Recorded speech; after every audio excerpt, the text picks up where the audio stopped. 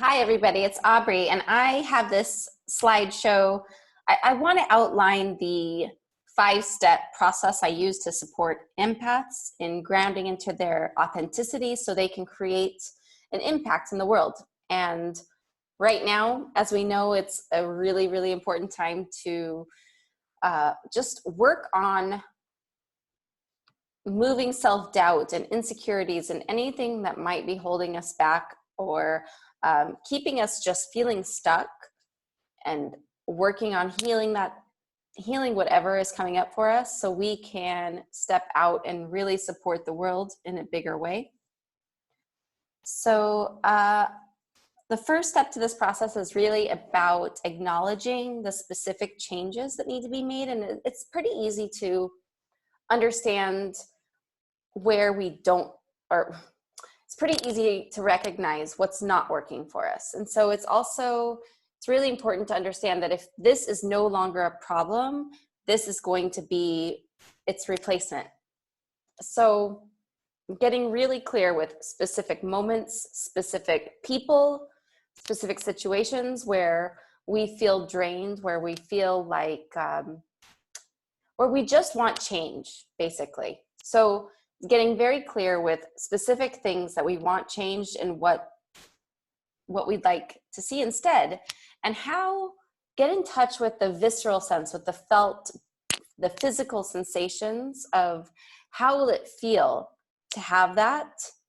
How will it feel for this change to be manifest in your life? What will other people know about you? What will people see? How will you, like, what kind of routine and practice are you having so this is anchored in your life? We could use the example of self-confidence. So if you know that that a low self-esteem or something like having shaky confidence is something that's not working for you and you really want to feel strong in yourself, it's really important to get clear with the moments that it affects you, and then how feeling really strong and sure about yourself is going to be different. So also know that it is the case, but not always. And especially now, because a lot of, like, right now, more and more people are talking about the moment they think something and they feel something, it becomes their reality. And I really want to support people in living there, because that is, like, change can happen in a flash. Also know that if you're aware of these issues in the moment while it's happening, and you're still going through with the same habitual actions, that's totally normal. That sometimes it takes being in the moment, completely aware of it as we're acting out in our habitual way of acting, the way of relating, and then for us to start to shift that too. So the visual piece is so key. So when you want to imagine the morning routine that you have, when you think about the highest version of yourself, you want to get really clear with, how is this anchored in your life? How do you wake up in the morning? What situations happen that are different? What kind of archetypal energies, physical sensations, feelings, emotions, what's going on there? I highly recommend journaling this. So getting into journaling and getting into the visual piece, the kind of cognitive articulation of this, and actually writing out with your hands so you bring it into earth.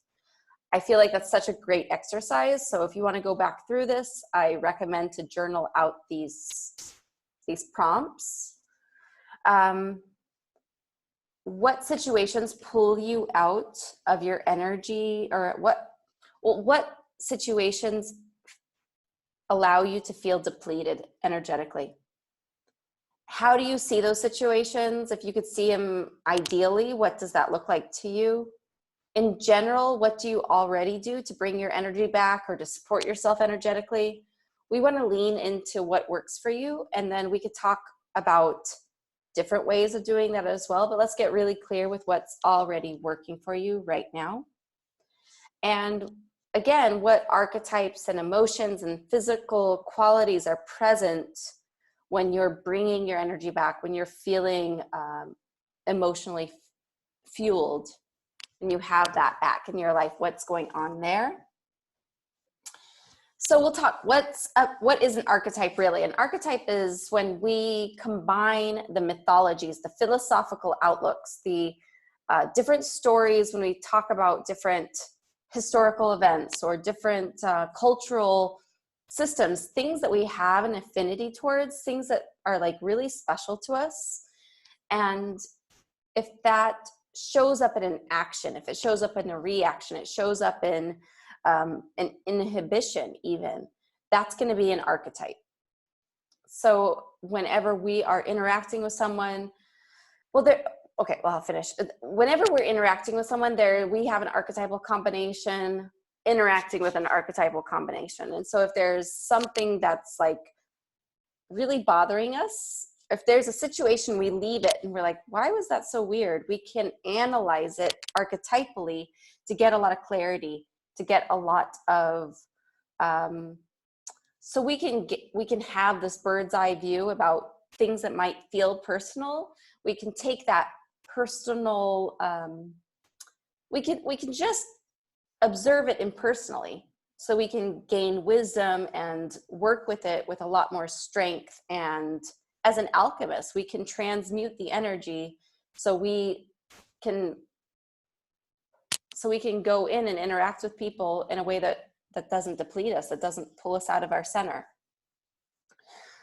So all archetypes are going to be multidimensional. And I want you to think about archetypes as wheels of energy, like the energetic wheels of our personality. And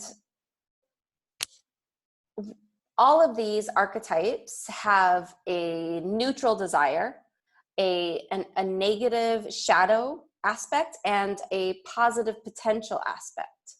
So this is one way we can work with things that we know that we already, if there's a shadow aspect that we struggle with, we can sink into the healing work of that and find a grounded platform, a grounded foundation in it, and then work with the potential of it.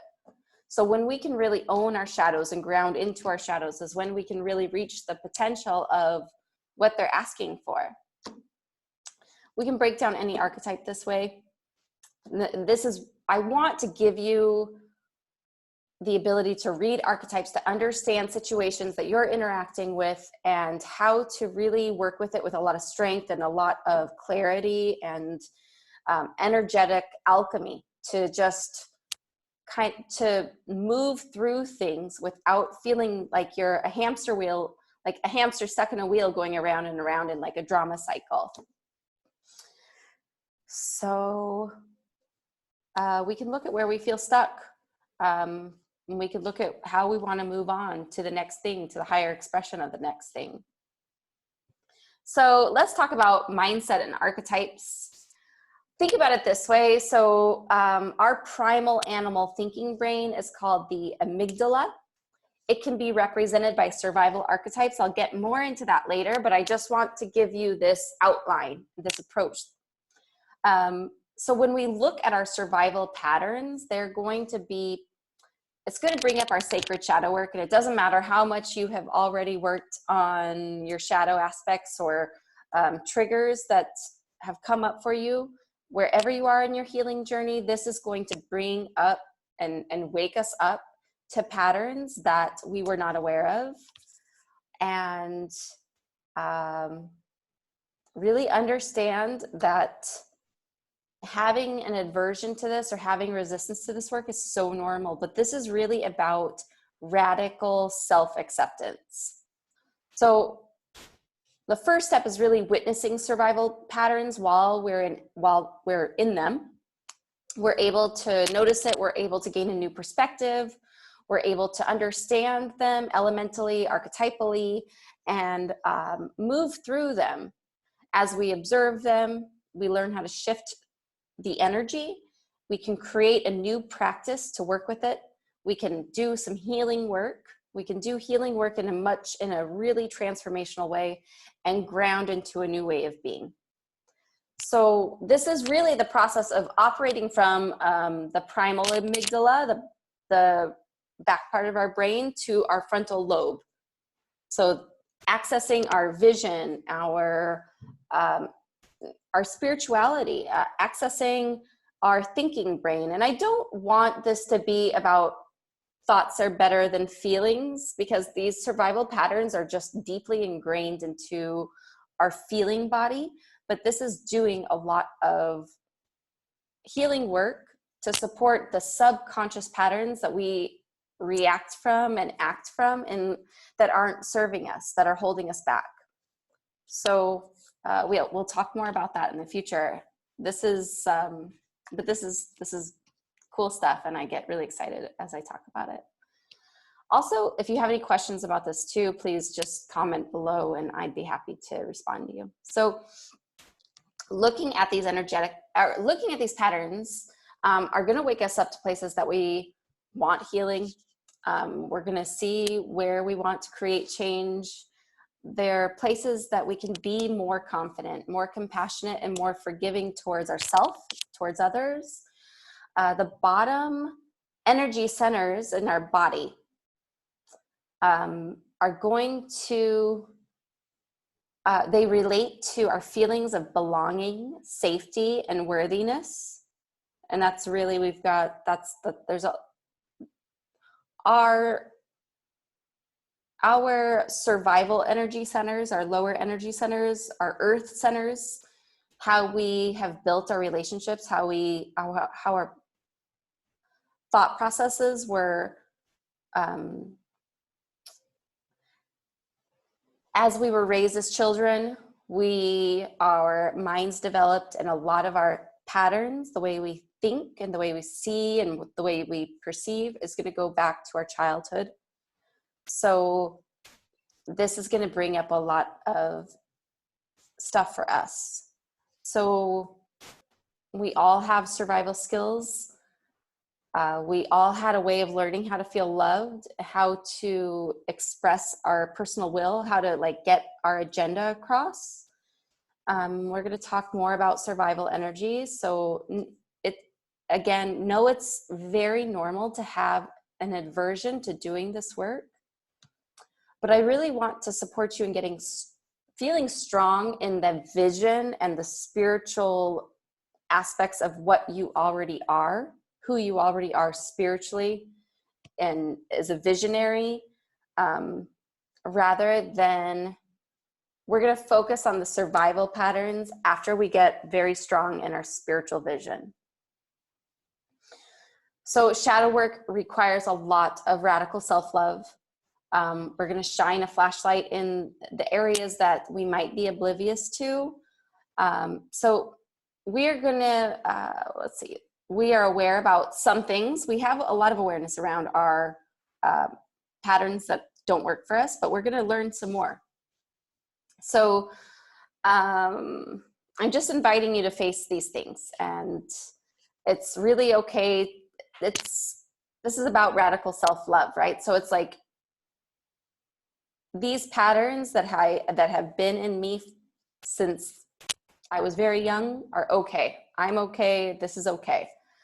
And just really looking at our shadow aspects and bringing in a lot of huge love and acceptance is so medicinal. So this is about understanding how amazing and magical and how perfect you are exactly where you are right now.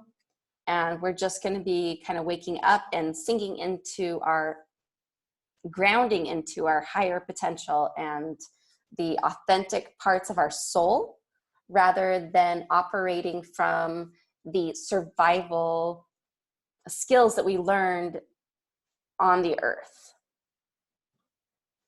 So I'll say really quick, you have spiritual archetypes that you probably already resonate with. We're going to talk more about archetypes and different things, but I just as a broad overview, if you're a strong mystic, you have a very personal relationship with source. The thing with mystic is like having a strong mystic archetype is about seeing divine things happen, getting messages, and really not needing to validate them with other people. It's like your relationship. It's your private relationship with the divine. And sometimes we share them, but we don't always need to go share them and talk about like this crazy sequence of events that happened, or these dreams that came that we did end up coming true like 3 days later, something, but that's going to be a mystic archetype. The visionary is a person who sees the greatest potential in others and in situations and really supports that outcome. A witch or a wizard archetype is going to be about creating magical moments. If you understand yourself as an energy alchemist, this is about working with the process of something so it can vibrate on a higher level. If you have a goddess archetype, you might enjoy that soft strength of beauty. Let's see. So I also want to work with you on this. So this is about really looking at your life as a hero's journey. So in general, the hero's journey is going to be about overcoming the monster, going from rags to riches, going on a quest, the voyage and the return, the comedy, the tragedy, the rebirth. So when we start to look at the archetypes that we know that we have, like I have a strong love warrior, or I am a passionate artist, I'm a seeker of truth, I am an adventurer, I'm a rebel with a cause. I have a deep mystical archetype, I'm a mystic.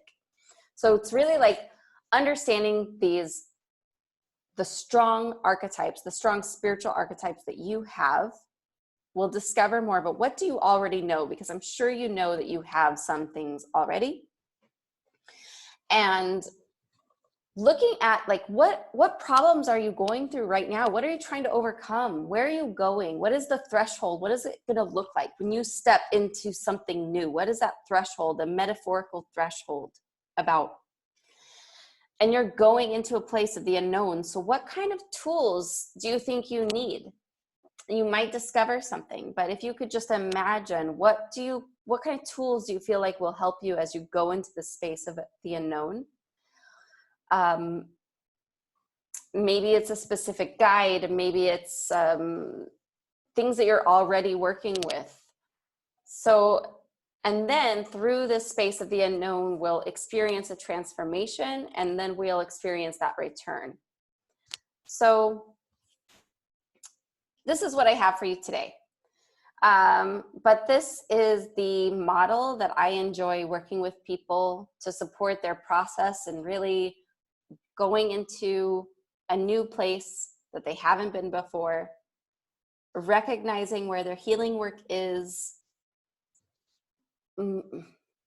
developing or just really honing in on that radical self-love, and shifting their patterns, shifting relationship patterns, and understanding how habitual a lot of things are, and how we can work with our mindset to reprogram the thought patterns that aren't working for us, the thought patterns that hold us back, and then working with